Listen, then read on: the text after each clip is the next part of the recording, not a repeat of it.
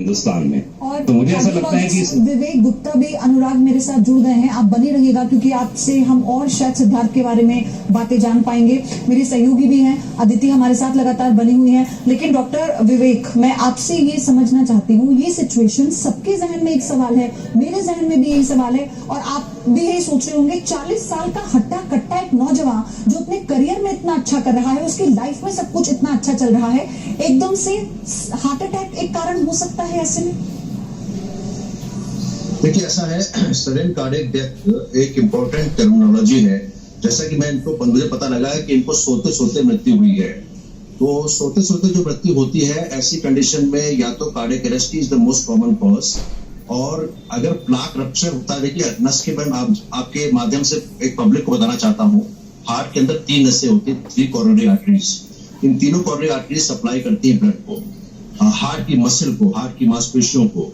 अगर इसमें हम रेगुलर जो चेकअप करते हैं जिसमें इकोकार्डियोग्राफी होता है, ईसीजी होता है और टीएमटी होता है, इन तीनों जांचों में 70% कम का ब्लॉकेज का पता करने का कोई प्रावधान नहीं है।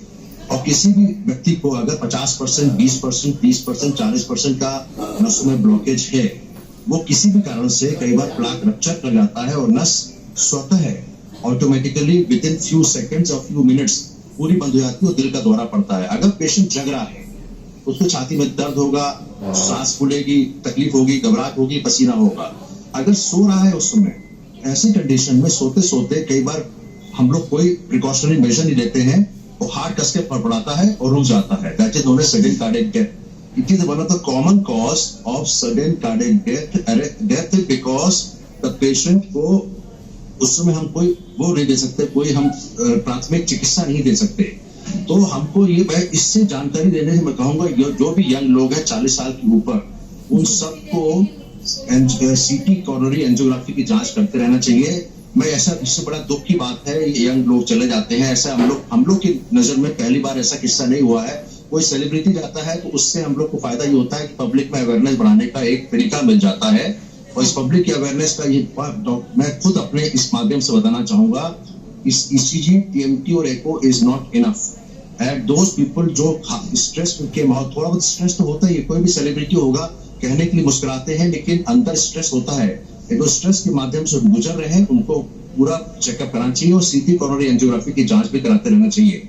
लेकिन साथ साथ मैं एक बात और बताना चाहता हूँ कि जो ऐसे केसेस में जिनको कोई ब्लड प्रेशर की तकलीफ नहीं है, किसी को डायबिटीज की तकलीफ नहीं है, किसी को कोलेस्ट्रॉल भी हाई नहीं है, जो सिगरेट भी नहीं पीते हैं, उनमें चांसेस इन जनरल इस तरह के सडन कार्डियक डेथ होने के चांसेस कम होते हैं। लेकिन जो व्यक्ति, जो पुरुष या महिला खासकर कॉम्पिटिटिव एनवायरनमेंट में रह रहे हैं और उनको अगर हल्का सा ब्लड प्रेशर या कोलेस्ट्रॉल बढ़ा हुआ है तो उसकी दवाई रेगुलर खाते रहना चाहिए।